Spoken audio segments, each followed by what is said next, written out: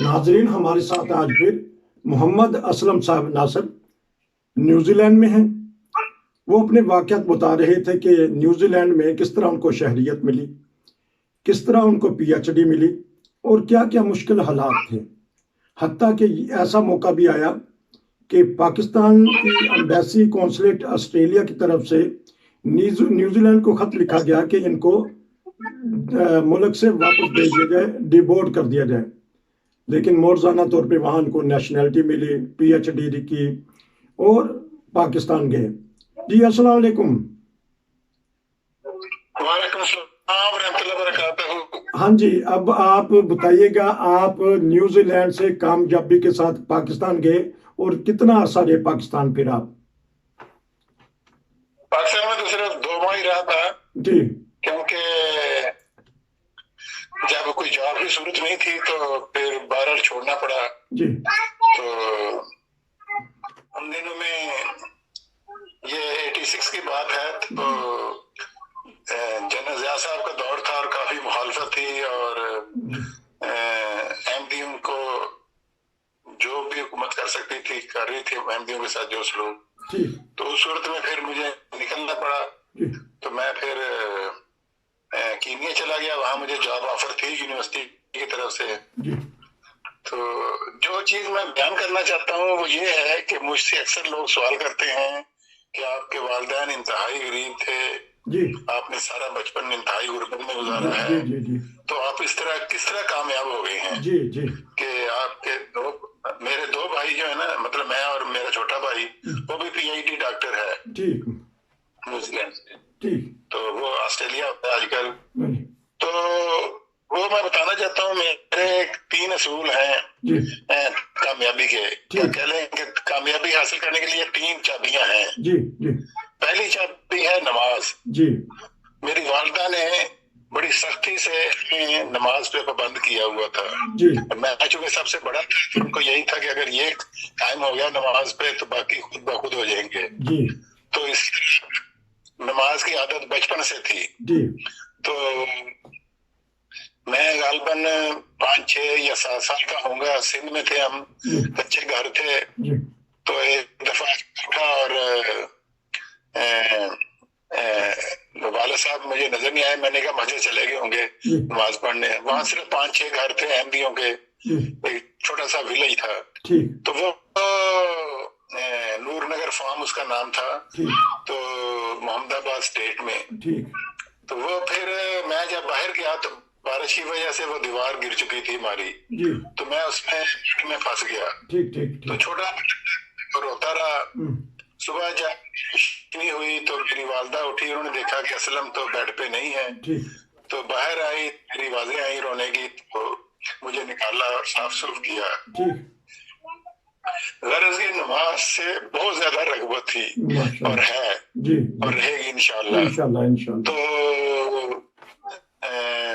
पहली कुंजी जो है वो नमाज है। ठीक तो नमाज को कायम करना है, सिर्फ पढ़ना नहीं है। ठीक तो उसकी जो लवाजमात हैं वो पूरे करें। ठीक दूसरी जो चाबी है वो ये है कि सदकात और चंदा दें। ठीक कुरान करीम में सूरत अल बकरा का जो पहला ही रुकू है, जी अलिफ लाम मीम ज़ालिकल किताबु ला रैब फीहि हुदल लिल मुत्तकीन जी अल्लज़ीना युमिनूना बिल गैब व युकीमुनस सलाता व मिम्मा रज़क़नाहुम युनफिकून। जी जी तो पहला कुंजी ये है कि खुदा पे ईमान लाओ, नमाज कायम करो और अपने चंदे ज़कात दो। जी जो खुदा ने तुम्हें दिया उसमें से दो।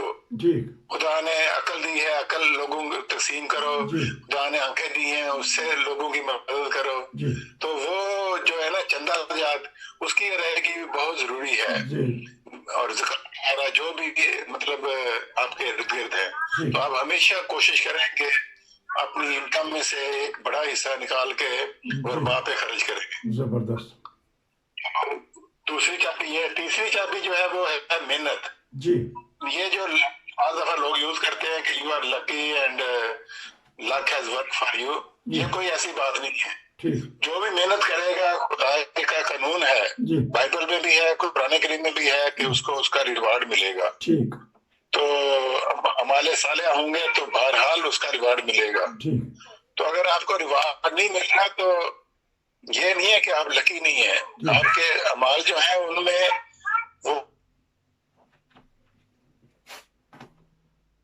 آواز کٹی. تو میں نے بتا رہا تھا کہ یہ جو ہے تیسرا وہ ہارڈ ورکنگ ہے، جی محنت کریں خدا ضرور ریوارڈ دیتا ہے. جی تو ان تینوں اصولوں پہ، تینوں چابیوں کو میں رکھتا ہوں جی اور اپنے بچوں میں بھی یہ چیزیں اپلائی کی ہوئی ہیں. تو اور میرا چھوٹا بیٹا بھائی جو ہے سب سے چھوٹا محمد امجد طارق، وہ بھی پی ایچ ڈی ڈاکٹر ہے کیمسٹری میں، جی نیوزی لینڈ سے ہی، آگو یونیورسٹی سے. ٹھیک. تو وہ بھی نماز کا بہت پابند ہے. ماشاء اللہ. تو اللہ تعالیٰ نے اس کو بھی کامیابی دی. باقی بھائی بھی ٹھیک ہیں جی مگر اس طرح پابند نہیں تھے جس طرح میں اور وہ امجد تھے، تو فرق تھا. ٹھیک. تو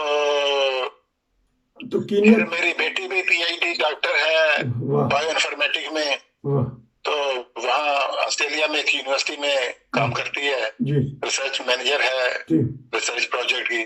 جی تو دوسرا بیٹا جو ہے وہ کینیا میں پیدا ہوا تھا اور آج کل کینیڈا میں ہوتا ہے ایڈمنٹن میں. جی تو وہ آئی ٹی کے شعبے سے تعلق رکھتا ہے. ٹھیک. تیسرا جو ہے وہ یہاں پہ ہے نیوزی لینڈ میں ہمارے ساتھ. جی یہ آسٹریلیا میں پیدا ہوا تھا اور آسٹریلیا میں ہی پڑھا ہے اور وہاں جاب کیا ہے اس نے کچھ 6 سے 7 سال. تو اب یہاں 3.5 سال سے نیوزی لینڈ میں ہے. ماشاءاللہ. اب یہ ینگسٹ تھا جس نے اپنی ڈگری مکمل کی بی ایس سی انجینئرنگ کی جی ود آنر. جی تو وہ اس کو پھر پی ایچ ڈی کا اسکالرشپ ملا، ماشاءاللہ. مگر وہ میں آسٹریلیا کے حالات اچھے نہیں تھے، مالی حالات، تو وہ انہوں نے پروجیکٹ بدلا تو اس کو پسند نہیں آیا پروجیکٹ، تو اس نے وہ جو تھی پی ایچ ڈی کا پروسیس شروع ہوا تھا وہ چھوڑ دیا. ٹھیک. تو اب وہ بہرحال اس کو بہت ساری جاب آفر ہو رہی تھی. جی تو بی ایچ کی مائننگ کمپنی ہے وہاں اس نے جاب شروع کر دیا اور وہاں کرتا رہا. تو ابھی آسٹریلیا میں ایز اے ایسٹس مینیجر ہے ایک کمپنی میں. جی اور جب آیا تھا تو 29 یا 28 اس کی تھی ایج. اس ینگسٹ ایج میں مینیجر بن جانا ان ملکوں میں کافی مشکل ہے بلکہ ناممکن ہی ہے. جی تو الحمدللہ کہ کامیاب ہے. اچھا. اس کی بھی یہی وجہ ہے، نماز کی پابندی بڑی سختی سے. ٹھیک. اور ہر گھر، تین بچے ہیں، تینوں گھروں میں ساری نمازیں اپنے وقت پہ باجماعت ہوتی ہیں. ماشاءاللہ ماشاءاللہ. چندہ کی ادائیگی ہے تو چندہ صدقات وغیرہ تو وہ بھی میں ان سے کہتا رہتا ہوں، لا کے دے دیتا ہوں. تو ہم نے کئی اسکالرشپ شروع کیے ہوئے ہیں رفا میں بھی، انڈونیشیا میں بھی اور کئی جگہ پہ. ٹھیک ٹھیک. اچھا اچھا ایک سوال کر لیتا ہوں نا میں بیچ میں کہ کینیا کتنی دیر رہے آپ پھر؟ کینیا میں صرف 1 سال لا بنایا تھا جس کے تحت جو فارن ایکسپیکٹریٹ ہے ان کے بچے گورنمنٹ اسکولوں میں نہیں جائیں گے. جی. تو مجھے اس سے بڑا شدید اختلاف ہوا کہ میری بیٹی ابھی ویسے تو ابھی 3 سال کی ہوئی تھی، مگر اگر اس کو پڑھنے کی اجازت نہیں ہے گورنمنٹ اسکولوں میں اور کہتے تھے پرائیویٹ کرو، اور پرائیویٹ کے لیے اتنی تنخواہ نہیں تھی. تو میں نے یونیورسٹی سے شروع کر دی ڈیبیٹ، کہہ لیں کہ یہ تو نہیں ہو سکتا. اپنے ساتھ کچھ لوگوں کو بھی بلایا، انڈین تھے مگر وہ انڈین سے اکیلے رہتے تھے، ان کو تو کوئی پریشانی نہیں تھی. تو مجھے پریشانی تھی کہ میری بیٹی ساتھ ہے اور بھی بچے ہوں گے. تو جب یونیورسٹی نے کہہ دیا کہ نہیں یہ ناممکن ہے، ہم گورنمنٹ کے معاملات میں دخل نہیں دے سکتے، میں نے ریزائن دے کے پھر آسٹریلیا آ گیا تھا. اچھا یہ مجھے نا اصل میں سمجھ نہیں آئی کہ انہوں نے کیا قانون تھا کہ غیر ملکیوں کے بچے پڑھ نہیں سکتے گورنمنٹ اسکول میں، یہ تھا قانون؟ ہاں جی یہ قانون تھا کیونکہ ان کے بہرحال اسکولوں کے اخراجات ہوتے ہیں تو کہہ رہے تھے یہ پرائیویٹ اسکولوں میں جائیں. اب پرائیویٹ اسکول کی فیسیں اتنی زیادہ تھی کہ میں مگر میری تنخواہ بھی اتنی نہیں تھی. ٹھیک ہو گیا. پھر کینیا کے بعد آپ چلے گئے آسٹریلیا. آسٹریلیا میں کیا کیا؟ آسٹریلیا میں میرے پاس چونکہ پیسے نہیں تھے زیادہ جی تو مجھے ٹکٹ ملی پرتھ کی صرف.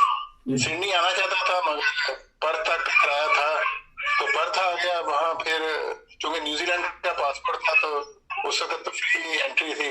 جی تو یہاں پھر آتے مجھے ایک فائنینشیل کنسلٹنٹ کا جاب مل گیا ٹھیک. تو وہ پھر میں نے شروع کر دیا. تو تقریباً 3 سال وہ جاب کیا ہے. جی پھر میں نے چھوڑ کے ایک ٹیچنگ جاب شروع کر دیا تھا. جی تو تیسرا بچہ یہیں پھر پرتھ میں پیدا ہوا تھا. ٹھیک. تو اس کا مطلب ہے کہ جو جتنے بھی ترقی یافتہ ممالک ہیں اس میں تمام میں آپ کے بچے پیدا ہوئے. نیوزی لینڈ میں ہوئے, کینیا میں ہوئے, آسٹریلیا میں ہوئے, اور بھی ایک. تو ماشاءاللہ آپ ساری جگہ پہ ماشاءاللہ آپ کی یادیں وابستہ ہیں. بالکل. اچھا میں نے امریکہ میں 3 سال لگائے ہیں, ملیشیا میں 1 سال, فجی میں 2 سال, اچھا تنزانیہ میں 2 سال, اچھا جی کینیا میں 1 سال, جی اور جو چھوٹے چھوٹے پروجیکٹ ہیں کمپیوٹر کے آئی ٹی کے وہ میں نے انگلینڈ میں, جرمنی میں, سنگاپور میں کیے ہیں. ماشاءاللہ. تو کتنے ممالک دیکھ چکے ہیں ماشاءاللہ اب تک؟ میں اصل میں جب ایم ایس سی کر رہا تھا, بی ایس سی کر رہا تھا تو باسکٹ بال کا پلیئر بھی تھا. ٹھیک. تو ایک دفعہ ہم سرگودے گئے تو کھیلنے کے لیے باسکٹ بال. تو ہمارے جو مینیجر تھے اسلم منگلا صاحب, فوت ہو گئے ہیں بیچارے. تو انہوں نے ہمیں وہ ڈیلی پاکٹ منی ملتی تھی. جی تو ہم ایک دن جا رہے تھے ساری ٹیم, تو راستے میں سڑکوں کے اوپر وہ بیٹھے ہوتے تھے نجومی. جی تو اس وقت ہم جہازوں کو دیکھا کرتے تھے تو بڑی خواہش تھی کہ جہاز میں بیٹھے ہیں. ٹھیک. تو میں نے وہ ایک نجومی سے پوچھا کہ کتنے پیسے لوگے؟ کہتا 1 روپے کا بھی دیکھ سکتا ہوں, 2 روپے کا بھی دیکھ سکتا ہوں. میں نے کہا کیا فرق کیا ہے؟ کہتا 2 روپے میں زیادہ بتاؤں گا. تو میں نے کہا تم 1 روپے کا ہی بتا دو. تو میں نے اس کو 1 روپیہ دیا اور اس نے مطلب بتانا شروع کیا تھا. تو وہ بیچارہ پروفیسر سڑکوں کے اوپر بیٹھا ہوا تھا مگر حالت اس کی بڑی خستہ تھی. جی تو اس نے کیا بتانا تھا؟ تو میں نے کہا کہ کوئی میری زندگی میں سفر بھی ہے, کوئی جہاز کا سفر. جی تو میرا ہاتھ دیکھنے لگا کہ نہیں. اچھا. تو اس وقت میں مزدوریاں کرتا تھا تو میرے ہاتھ پہ چھالے پڑ جاتے تھے تو ہاتھ بڑے سخت ہو گئے تھے جی جی لیبر کام کر کر کے. تو وہ ہاتھ جب دیکھا کہ اس کے اتنے سخت ہیں تو اس نے کیا پڑھنا ہے, اس کو نہیں پتا تھا کہ میں بی ایس سی کا اسٹوڈنٹ ہوں. جی جی تو میں نے کہا اچھا میں بھی احمدی ہوں, دیکھتے ہیں کون سا جھوٹا ہے. جی تو سفر سیر کرنے کے تو ابھی تک میں نے کنٹریز کی سیر کر لی ہے. اچھا ٹھہرے, ابھی نا مجھے یہ سمجھ نہیں آئی, بات کی کٹ گئی تھی. ہاں ناظرین کو بھی نہیں سمجھ آئی, دوبارہ بتائیے کتنے کنٹری پہ دیکھ بیٹھے ہیں؟ 34 ملک میں نے مطلب سیر کی ہے اور 34 میں سے 12 ملکوں میں نے کام کیا ہے. اچھا 12 ممالک میں آپ نے ٹھیک کام کیا. ہاں جی. اچھا اب آسٹریلیا کے مختلف شہروں میں کام کیا ہے, نیوزی لینڈ میں کام کیا ہے, امریکہ میں کام کیا ہے, پاپا نیو گنی میں 4 سال رہا ہوں, وہاں کام کیا ہے, فجی میں 2 سال. اس طرح مختلف ملکوں میں مختلف وقت کے کام کیا ہے. اچھا آپ نے باسکٹ بال کا نام لیا ہے تو ہمیں وہ زمانہ یاد آ گیا کہ جب ناصر باسکٹ بال ٹورنامنٹ ہوا کرتا تھا, آپ بھی اس میں حصہ لیتے تھے؟ بالکل, میں بی ایس سی کے دوران کالج کی ٹیم کا ممبر تھا. جی. تو پھر جب میں ایم ایس سی کرنے گیا ہوں تو وہاں بھی میں وہاں کی یونیورسٹی کا ٹیم ممبر تھا اور ہم کھیلنے کے لیے کراچی بھی گئے, ملتان بھی جاتے تھے, مختلف جگہ جاتے تھے. چودھری محمد علی صاحب ہمارے مینیجر ہوتے تھے. جی. تو اچھا ہاں جی. اچھا ایک اور پوچھ لوں کہ باسکٹ بال کی دنیا میں ایک ہی نام ہمیں یاد رہتا ہے جب ربوہ کا ذکر ہے, پتو. اس کے علاوہ کیونکہ نام آسان تھا تو پتو کو جانتے ہیں جو یقیناً फजल उमर हॉस्पिटल के सामने। हाँ जी, सबको जानते हैं। जर्मनी में बहुत सारे मेरे कोलीग हैं, लंदन में भी हैं, बास्केटबॉल के जो मतलब प्लेयर थे जी। तो नाम तो बहुत सारे हैं। जो मेजर कंट्रीब्यूटर हैं बास्केटबॉल का नाम पैदा करने में वो सदर खलीफा सालस हैं। वो जब कॉलेज के प्रिंसिपल थे तो उन्होंने शुरू किया था रवा में बास्केटबॉल हुआ करे। तो वो पाकिस्तान की सारी जो टीमें हैं, बड़ी बड़ी टीमें, रेलवे की टीम थी, एयरफोर्स की टीम थी, पाकिस्तान आर्मी की टीम थी, और रवा का जो क्लब था उसका नाम फजल उमर था। तो वो हजरत सालस ने बनाए थे।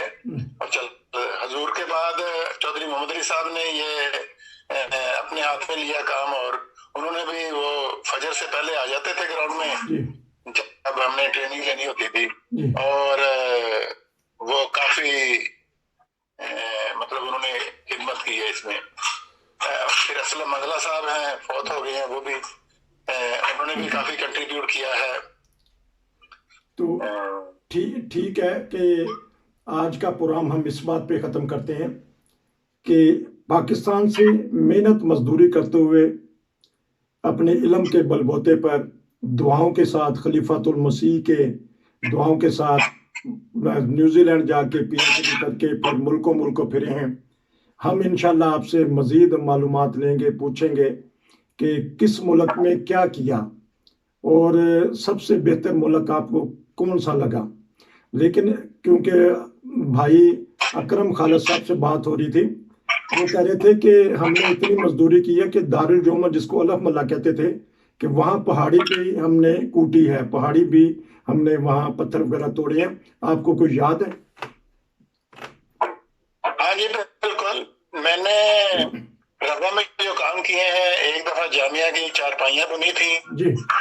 मैं, मेरी वालदा और मेरा छोटा भाई अशरफ जी। और कुर्सियां बुनते थे, लिफाफे बना के बेचा करते थे, किताबें जिल्द करते थे। फिर मैंने फैसलाबाद, उस वक्त लालपुर था, वहाँ मंडी में लोडिंग अनलोडिंग जो ट्रक होते थे खाने अनाज का, वहाँ काम किया थोड़ा सा माशाल्लाह। तो जब भी जरूरत होती थी पैसों की तो कहीं ना कहीं निकल जाते थे, कोई ना कोई काम मिल जाता था। तो रवा में लोगों के आटा पिसवाना या उनका पानी लाके देना, बड़े रंग बिरंगे के रेलवे स्टेशन पे काम किया है कुलियों का। अच्छा। अब चंदे की बात हो रही थी तो मैं बताता हूँ कि एक दफा मैं रात के कोई शाम के होंगे 7-8 बजे, गर्मियों के दिन थे, तो मुझे एक जॉब मिला रेलवे स्टेशन पे। तो उन्होंने मुझे 4 आने दिए। तो 4 आने क्वार्टर ऑफ द रुपीस होता था उस वक्त। तो और सबसे सस्ती दाल जो थी वो चने की थी और 4 आने की किलो मिलती थी। मैं जब 4 आने घर लेके आया तो वालदा कहने लगी कि जाके चंदा दो, पिछली दफा भी तुमने नहीं दिया था। तो अब कहने लगे, मैंने कहा कितना दूं? कहते 2 आने दे दो। तो मैंने वो गया अपने, तो मैं उस वक्त मतलब गुदाम हो गया था, खादम बन गया था। तो मैं गया और उनसे कहा कि ये 2 आने चंदा है मेरा। तो बाकी जो 2 आने बचे वो अम्मी ने कहा कि चने की दाल ले आओ, तो आधा किलो दाल लेके आया था। तो उस वक्त हमारे घर में दाल जो थी अक्सर पकती थी, सारा साल ही पकती थी। तो बल्कि हम गिना करते थे, दाल की पहली तारीख है, 30वीं तारीख है, 10वीं तारीख है। तो वो दाल कई दिन जाती थी, हफ्ते से ज्यादा जाती थी। वो शोरबे का शोरबा बन जाता था। आखिर में जब शोरबा रह जाता था, दाल ही नजर आती थी, तो उसमें पानी डाल के उबाल के वो भी हम पी लेते थे, खा लेते थे। तो मैंने तो की है बहुत खूब, और अल्लाह ने खूब मतलब रंग भी लगाए हैं। ठीक है, तो हम इसी पे प्रोग्राम ख़त्म करते हैं कि चंदे की बरकत पे, और जिस तरह आपने बताया कि मेहनत का फल फिर मिला और खूब मिला। नाजरीन, ये थे हमारे बहुत ही प्यारे, इनसे और भी प्रोग्राम करेंगे। जुड़े रहिए नाम बदल के साथ। नसीर को जर्मनी से इजाज़त दीजिए।